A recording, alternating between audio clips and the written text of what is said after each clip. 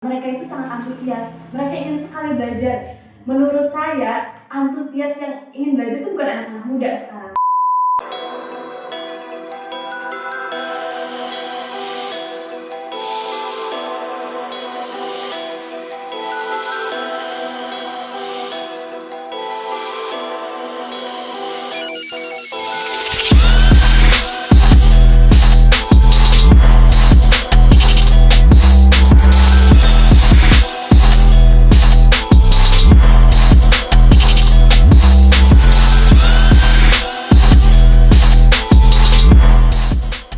Assalamualaikum warahmatullahi wabarakatuh.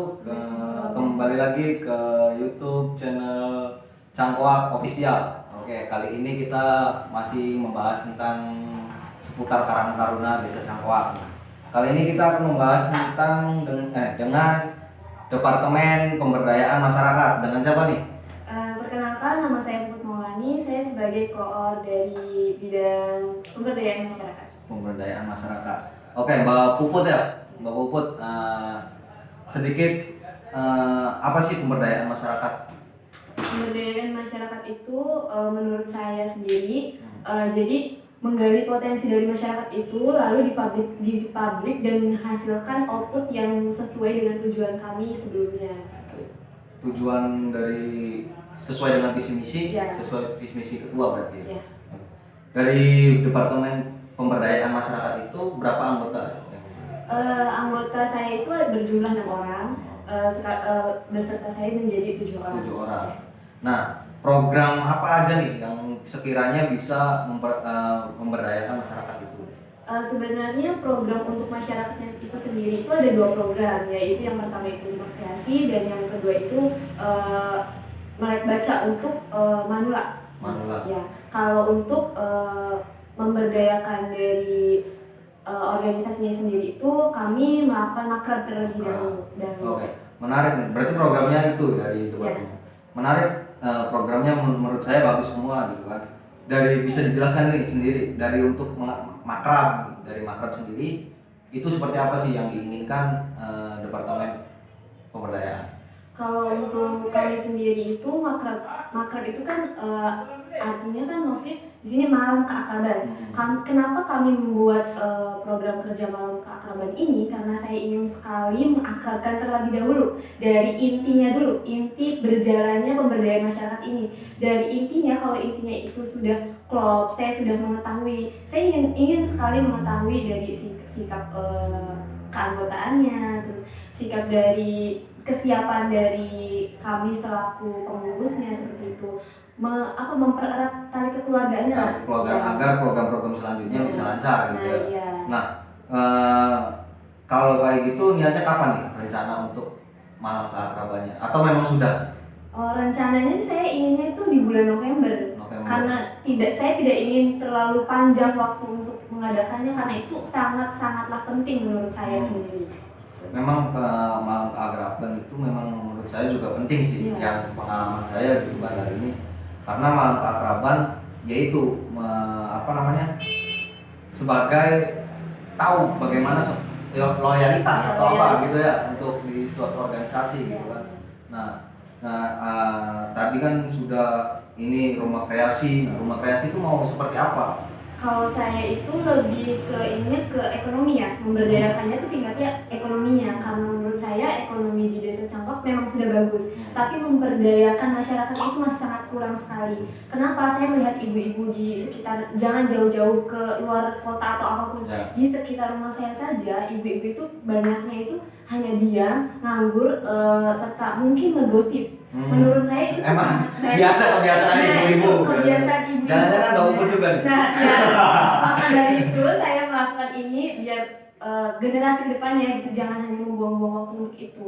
Kenapa kita tidak menyalurkan kreasi gitu loh? Apalagi anak-anak muda sekarang itu banyak menurut saya banyak, cuman tidak dipublish dan tidak digali lagi potensinya mereka. Saya ingin mengajak ibu-ibu khususnya atau pemuda yang ibaratnya sekarang sedang COVID apalagi, saya ingin mengajak ibu-ibu memberikan kreasi yang baru, seperti contohnya itu kreasi kita bikin desain untuk rumah-rumah gitu.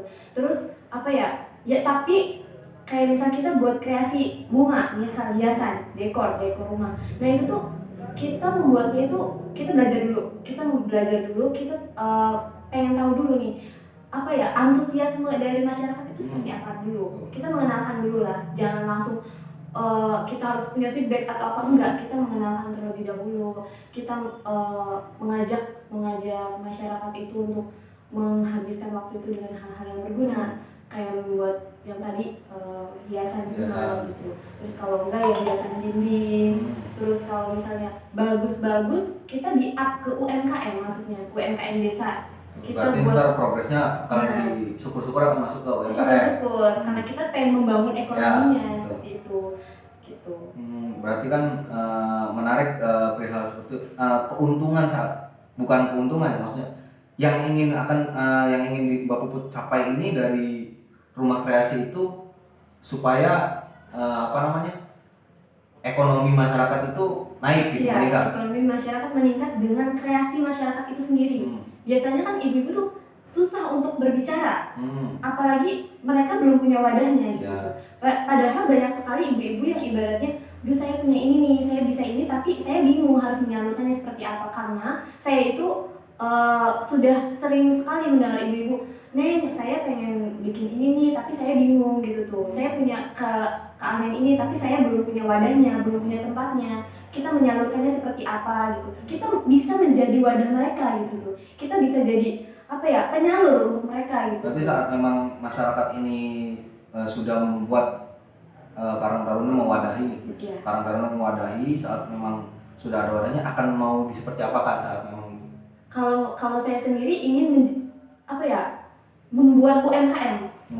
Nah, UMKM-nya ini di sini itu kerajinan, sebuah kerajinan. Nanti kita bisa membantu kayak misalnya perizinan usahanya seperti siup, seperti itu. Nanti kita mungkin bisa ke ibu-ibu PKK juga bisa. Kita minta bantuan ke ibu-ibu PKK, apalagi untuk dinas perkoperasian juga bisa memberikan dana seperti itu. Nanti kita menjadi sebagai penyalur lah gitu. Oke. Berarti kan lumayan ini juga ya, maksudnya kadang kan masyarakat juga kan yang kita ketahui bahwasanya masyarakat bingung untuk menyalurkan hal-hal seperti itu gitu kan. Nah, tadi juga ada lagi nih, yang satu lagi tuh apa tuh, program apa tuh? Yang melek baca. Nah, bisa diiniin. Nah iya, kalau menurut saya kan, saya pribadi mempunyai nenek yang ibaratnya masih buta huruf lah untuk manula. Mereka itu sangat antusias, mereka ingin sekali belajar. Menurut saya, antusias yang ingin belajar itu bukan anak-anak muda sekarang, tapi orang tua. Nggak tahu kenapa. Apa gara-gara COVID? Nah itu, menurut saya gara-gara COVID. Terus orang tua tuh beranggapan kalau saya juga pengen belajar, tapi saya nggak tahu belajar ke siapa. Kadang kalau misalnya anak-anak gitu, cucu-cucunya sendiri kadang enggan untuk mengajari orang tuanya, karena mungkin mereka berpikir karena udah tua gitu, buat apa gitu. Tapi menurut saya kenapa enggak gitu. Ilmu kan maksudnya dari apa tuh? Dari kejarlah ilmu ke negeri Cina kan, makanya gitu peribahasa. Ya, ibaratnya gitu lah. Terus tentang yang tua sampai muda juga harus belajar ilmu gitu. Nah gitu. Gitu lah katanya sih. Ya, kalau ilmu kan nggak lihat dari umur gitu. Ya. Lihat dari usia. Ya, usia itu tuh nggak jadi patokan sama sekali, nggak jadi patokan.